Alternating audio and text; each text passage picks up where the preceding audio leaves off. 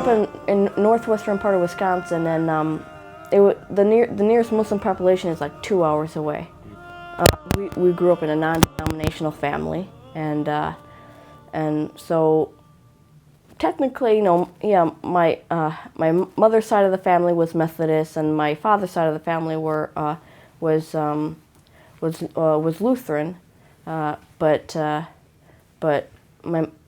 since I was raised by my mother, and my father and mother divorced when I was 1, so I didn't get a chance to, have that family environment. So we may have believed in God, but we never really mentioned anything about God. We were non-denominational, so we didn't go to church or anything like that. And I guess there was one time I went to. When I was a kid growing up, my friend asked me to come to church with her, and I was like, okay, I'll go to church, So I went to church with her, and as soon as my mom found out, she drugged me out. And but my father's side, like with my grandmother, she's a strict Lutheran, so she tried to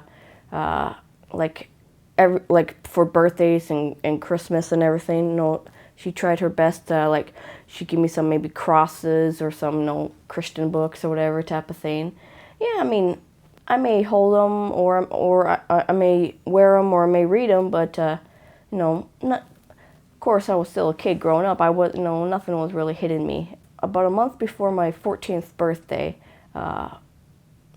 we finally got a computer at our house, which other people in my classroom already at school already had computers, at their houses, and I felt like I'm the only one that didn't have a computer. So we finally get a computer, and so if I ever have to do homework, I can finally do homework instead of borrowing a little computer from school and bring it home and do my homework, which kind of makes you feel like, oh, you're nothing, And so we finally get a computer, get all excited, I seen my brother download Yahoo Messenger and MSN Messenger, and so I was like, okay, me at 13, almost 14, I'm in the exploration stage. And I knew at the time, yeah, I was starting, okay, I want to search for something. I'm starting to be interested in religion and whatnot, and just, I guess, trying to find the right one. And so I just was randomly, going through different chat rooms, and I went into this one chat room. I don't think it even was an Islamic chat room, but I think it was just some kind of chat room. I don't remember which one. But at that time, I was, fascinated with cultures and people from different countries and everything else. Especially ever since I learned what my ancestry is, when I was 9 years old. We had to do a little homework assignment on that.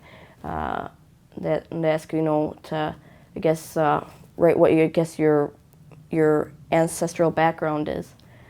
So finally found out, okay, I'm half Norwegian and Swedish and British and Irish and German and Dutch. I met this one brother. He was a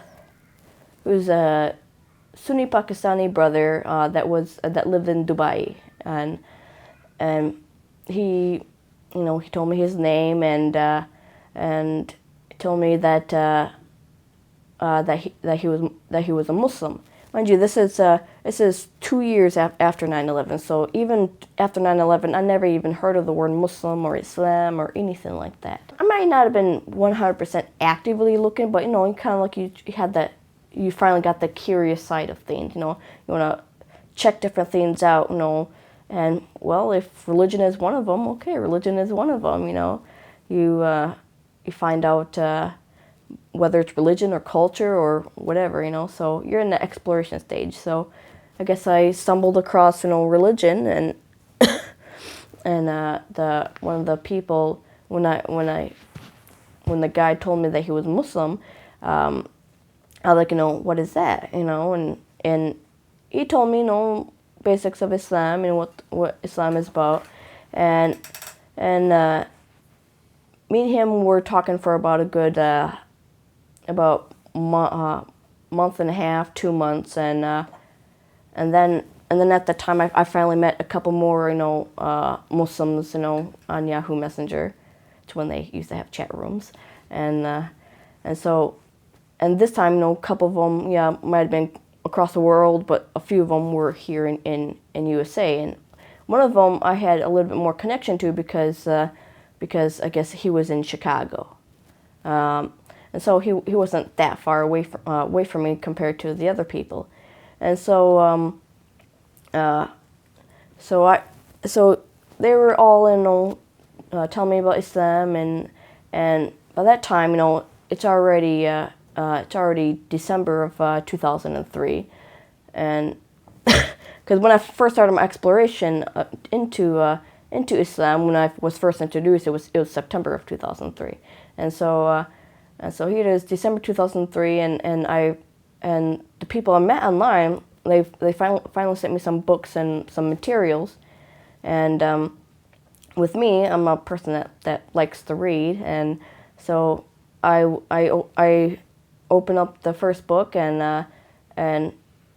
I was reading, and I was sitting next to my mom while she was on the computer, and I would read to her too, and about Islam. Then about a month before I converted to Islam, I decided after that much reading, I was like, okay, I'm gonna stop eating pork now, and I never really did like pork anyway, probably. Of course, this is probably before we found out about beef and chicken hot dogs, so that's probably the only thing that I missed was the hot dogs, and so I was like, okay. But there was one time where my mom, like after my week of not eating pork, all of a sudden my mom like made this one dish, and she kind of like knew I couldn't like resist eating it, so I ate it, and she's like, oh, I knew you couldn't do it, type of thing, and but after that, I never had another bite of pork after that, and then when it came to March of 2004, about a week before I converted to Islam, I had this kind of like regular kind of like winter scarf that you put around your neck. I kind of put on my head, since I didn't have anything, bigger, and so I put on my head, to practice, see what it feels like, and then after like that week was up, it was on a Saturday, March 20th of 2004, and that's when I decided I'm I was talking to a brother from Chicago, and I was like saying, okay, I'm gonna go finally go to the masjid today, which is about a 2-hour drive for me, and I mean, of course, for me, you're thinking everything's open, but of course, I guess at that time, since it's a small Muslim community, the masjid is not open, normally on Saturdays, and so. But I had the secretary of the masjid's number, so I gave him a call, and I'm like, I'm like, here at the masjid, I want to, come in, right? But before that, when I was talking to the brother on the phone, I was telling him I want to go to the masjid. He was saying that, well, before you do that, I want you to convert to Islam. I was like, okay, I guess I just needed that push, I mean, I probably wouldn't even have thought about converting or not converting. I mean, it just never came to me. Otherwise, I probably would have just been reading till today, and because I guess I didn't know there was such thing as probably like conversions and everything else.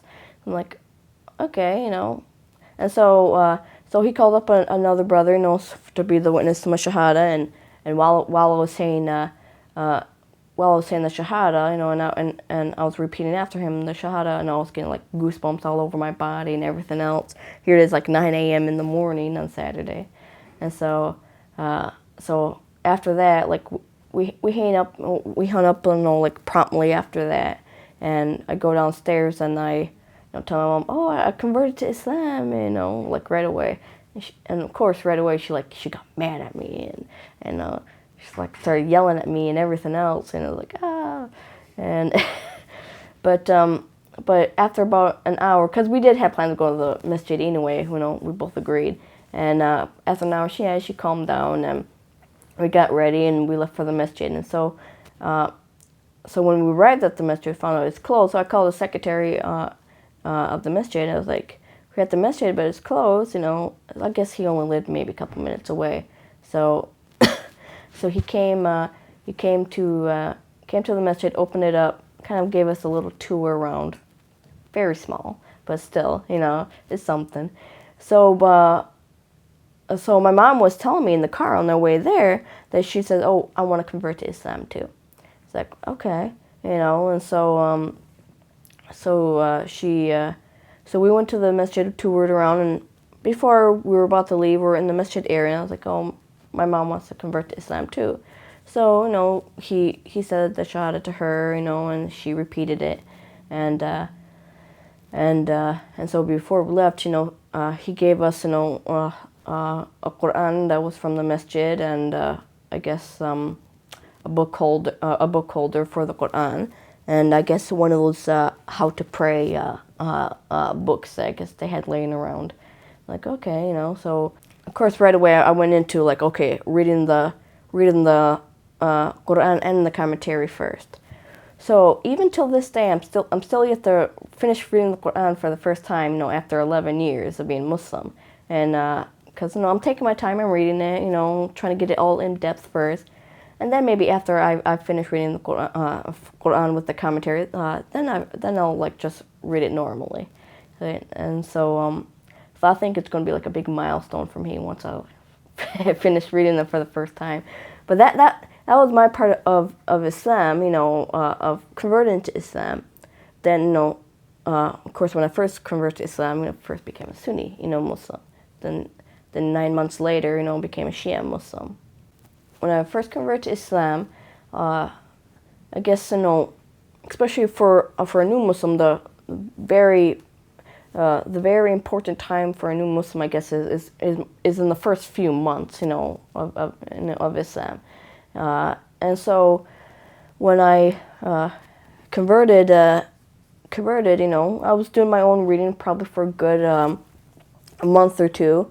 And in that time, I met a Sunni imam back in Florida, and I think I met him over chat or something like that. I don't remember how I met him, but I met him, and me and him became really good friends. We started talking. He was helping me with memorizing surahs and everything. He wouldn't get off the phone until I memorized the surah, and so I could be on the phone for a good 2 hours until I memorized that surah, and so we'd be talking, and then at that time, since I got really involved into Islam and praying and doing all that stuff, to the best of my ability, I told them, I want to.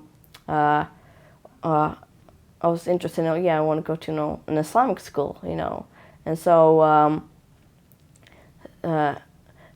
found about this Islamic school, I guess down in Chicago, strict Islamic school, I guess, you have to dress a certain way and act a certain way.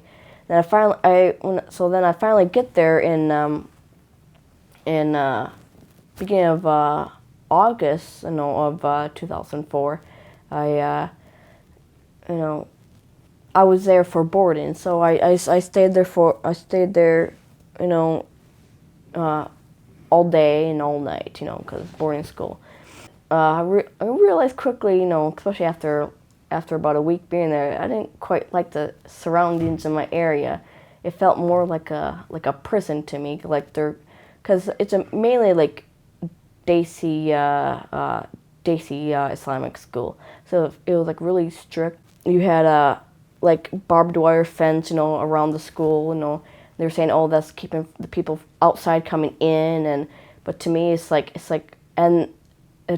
oh, you're like keeping me in, And they would lock the gates at night, and on top of locking the gates at night, they would lock all the doors around the building. It's like, and even if I wanted to go outside in the middle of the night, I can't, And there's been a few times where I've seen, okay, the gate open. I just step maybe 10 feet outside the gate. They're telling me to come back inside. You know, I was like, we're across the street from a graveyard. There's nobody in sight. We're like in the middle of nowhere, and you're telling me to come back inside. And it's like, makes me feel like a prisoner. So I only lasted about like a month and a half there, and I left. And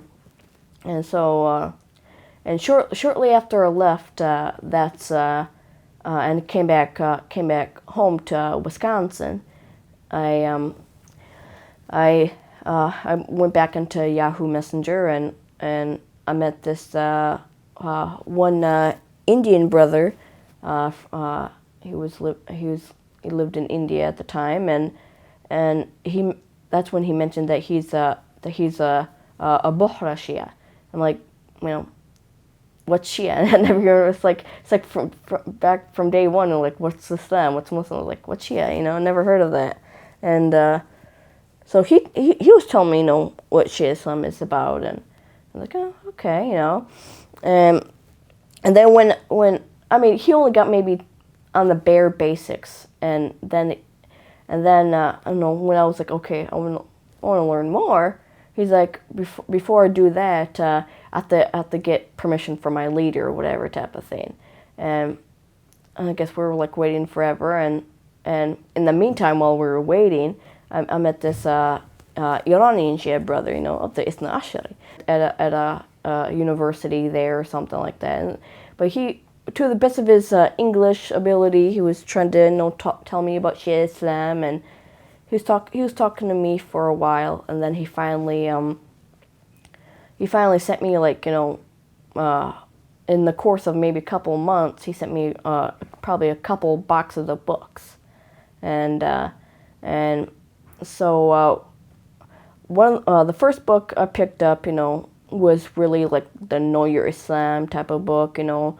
The stuff kind of I already know, but kind of also a little touch of bases about basic Shia Islam.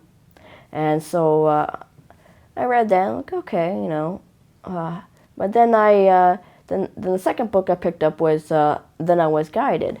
And so I picked up that book, and I read it all the way through, and as soon as I got done reading that, I was like, I don't know, I want to become a Shia Muslim, you know. And so I looked up online, you know, at the Shia.org under the Islamic organizations there, and and so I looked up, you know, like the nearest Shia organization to me, and like, yeah, you had Minneapolis, and then you had Chicago. Those are like the two closest ones to me. Like, okay, I'm looking through all the names, and like 99% of them were just regular names, and like I want to like talk to like an imam or something like that, you know, because at the time I didn't know, you know, what I didn't know, like, okay, the Shias are the Shia leaders are called Molanas and whatnot. So of course, you know, at that time I'm still at the imam stage, you know, like I'm looking for someone that has like a title, you know. So I finally found only one person out of the entire list that had a title, you know, and that was the Molana here at IEC Husseini in Chicago, and Molana Sayyid Mahbub Mahdi. And I was like, so I was like, okay, I'm gonna call him. And I guess it was his own, I guess, personal cell phone number, you know, that was on the website.